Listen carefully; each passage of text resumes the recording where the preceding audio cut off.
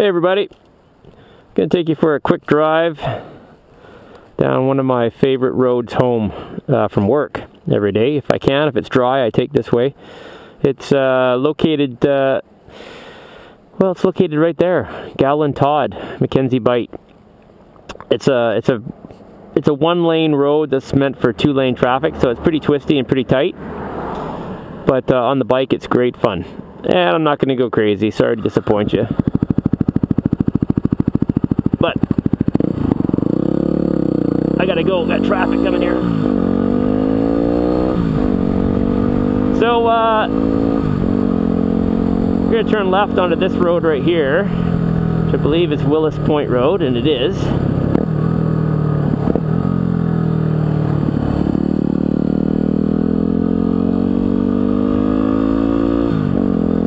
And there's a guy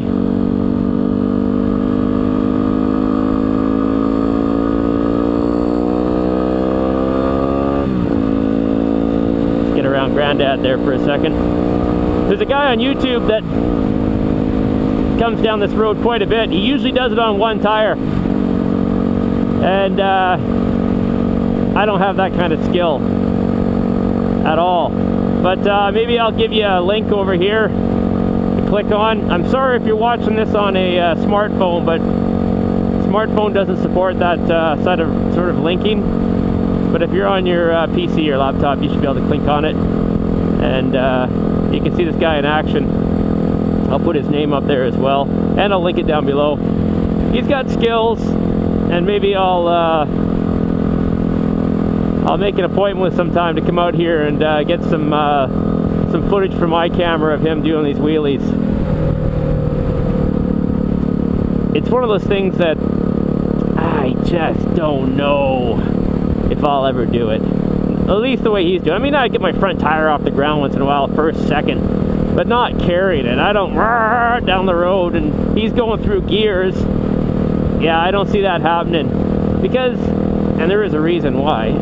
A, I'm older. And not that I'm, you know, I'm ready to retire. But, you know, I've got kids and a wife and a job, and I can't really afford to, you know, biff it practicing wheelies. And if you're married, you know that you do not want to have your wife come to the hospital and have her ask you what happened, and then you have to tell her, well, you know that wheelie thing I was tossing around? Well, yeah, it didn't go over well. In fact, it actually did go over and on top of me, and I was doing about 60 or 70K. But don't worry, the doctor says in 6 weeks I'll be fine. Yeah, I don't want to go through that. I mean, yeah, I'm still kind of, you know, I'm open to practicing it here and there, and I'm sure as time goes on, I'll become more and more confident with the balance of the bike. But at this point in time, I'm more comfortable putting a link over on my mirror so you can see this guy do it. I wish I could remember his name. It starts with a D. But he's got quite a few videos on YouTube on his yammy, and I think he's got a R6, I believe, which he's also pretty talented at pulling the front end up. So yeah, I mean, I used to be a fairly big wheelie kind of guy back in the day, back when I was riding a bike, as in pedal bike. Yeah.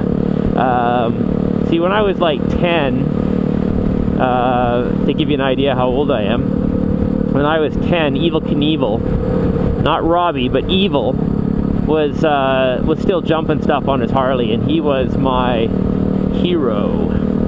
And I had this Norco dirt jumper, it was called, and it looked, here we go, we're gonna turn left down here. It looked like it was a dirt bike. Had a gas tank, had all the number plates. Okay, what are we doing here? Looking at the trees? Alright, slowly. Had the number plates on the front, had springs in the front and in the back, and I think the back actually articulated slightly, like maybe like 2 inches or something. And my blinker's still on, nerd. And I used to set up jumps in my backyard we had about a 1 acre plot of land, and I could ride completely around my house, and we had this big paved concrete driveway that I could zip around as well, and I would just ride for hours on my Norco dirt jumper. And you know, I remember this bike being heavy as a kid. It was heavy, and as I got older, I thought, you know what, it probably wasn't that heavy at all. I was just not a very big kid. I mean, I was probably 125 pounds at the most, and so I thought, oh, it's all memory. However, a couple years back, there's a local bike shop out towards this way, I believe. In fact, on West Saanich Road, and they had one outside their shop, kind of right next to a sign, like part of their display. So I pulled over and walked up, picked the thing up. That thing was heavy. That thing was made out of steel, and real steel springs, and there was no goofing around on that thing. It was heavy. So what makes, I don't know, impresses me as I was a kid, I was jumping that thing. I was making jumps in my backyard. So I'd come around the house and I'd set up a piece of quartered wood. My dad had a wood pile in the back, and so I'd get a piece of quartered wood and set up a piece of plywood against it, and then come zipping around the house and get as much air as I possibly could. And it had a big old, not a banana seat, but like a motocross seat. It looked like an old 70s motocross seat, long and kind of fat. And I would do this as much as humanly possible, especially in the summer. Oh, I got a car behind me. This should be interesting. And there were at least 2 occasions where I snapped my front forks, or the front forks, and also I believe it was the actual stem that comes up, the handlebars attached to. And my dad took it to work, and one of his buddies there brazed it up at the mill, and then of course I snapped it again. But it was an awesome bike, awesome memories attached to it.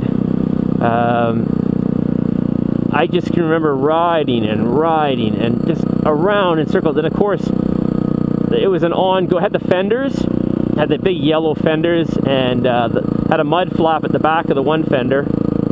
So I'd always reach down and kick it up so it would ride up on the tire, and you get that wah, and then you'd let off, stop pedaling. I got to drive instead of talking. I'm just puttering along in third gear here.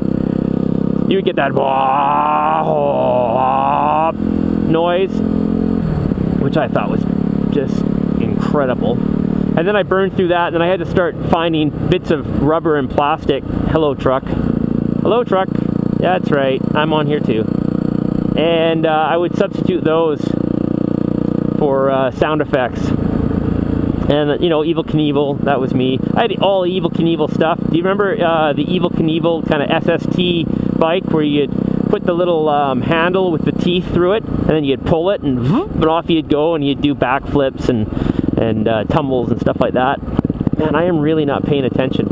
It is not easy to talk to yourself, tell a story, and drive. Well, maybe it is, and I'm just that unskilled. I don't know, but bear with me. You're like, shift down, man, shift down. Yeah, I know.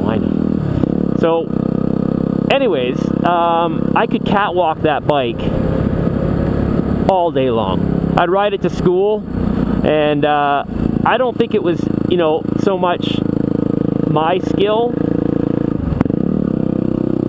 as it was the bike's balance was just, I don't know if it was just engineered that way, but it was just so easy to balance. So I would be walking my bike, just do, back wheel, pretty impressive. Everybody else had, and this was the other thing that was kind of cool, I had like the only bike at school like that. Everybody was still riding those banana seat hippie bikes with the high handlebars with the tassels and the little seat that comes up the back with the sissy bar, so you could double somebody if you wanted to.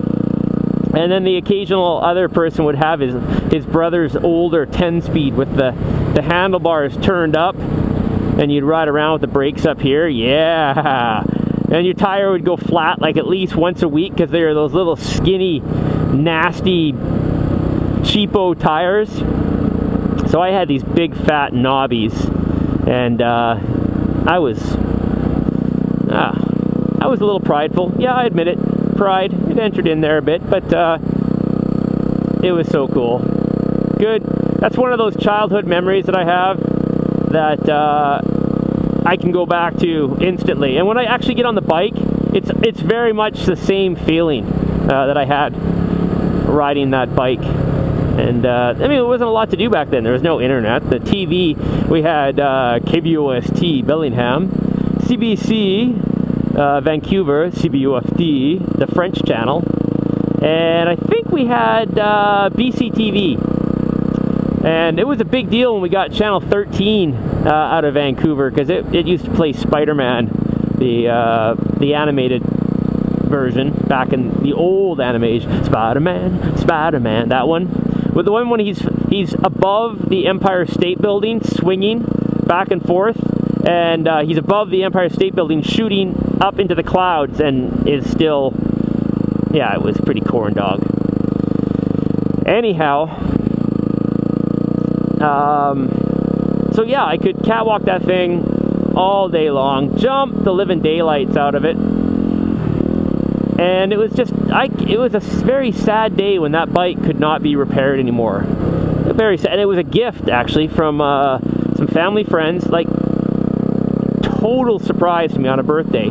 They roll up, and these are not people that are like I'm all huggy-duggy with, you know, oh hey, how you doing? It's just, oh hey Kim, we brought you something, and it was one of those old Ford like LTD kind of cars with the huge trunk, and they open up the trunk and out comes this bike. And it was, I'm a pretty reserved individual sometimes, and I try to be, you know, thankful for the things that I get and express, you know, oh hey, thanks a lot, and you know, be full of gratitude. But it was one of those few times I think in my life where I've just been dumbstruck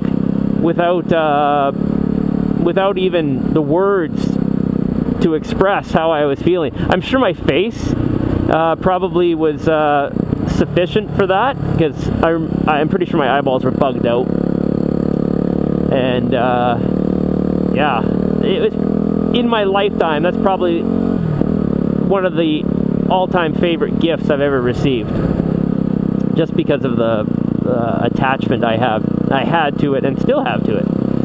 I almost went into that bike shop and asked, you know, could I buy it, but I know what would happen to that. My wife would not be too thrilled with a bike that would just basically sit in my garage that I would go out and sit on occasionally, probably. So I have the Yamaha though, and like I say, it brings up very similar feelings to what I experienced on the old Norco dirt jumper. But good times, really good times. I'm pretty lucky in that regard. Had a good time as a kid. No internet, no DVDs, none of that stuff. Just me and my bike. So here we are. I'm going to sign you off here at the corner of Millstream Lake and Munn. So if you're ever looking for a nice ride, if you're in Victoria, this is a great ride if you're on a bike. A car, yeah, it's pretty tight, but it's still nice to go through. But certainly on a bike, it's a good. You'll see bikes out here all the time, zipping by, especially on the weekend. Anyways, check it out, and I'll talk to you later.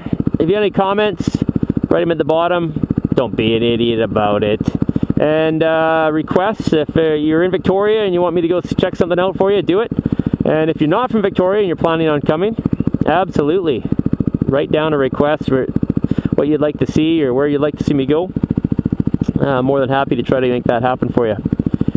So, I'll talk to you guys later.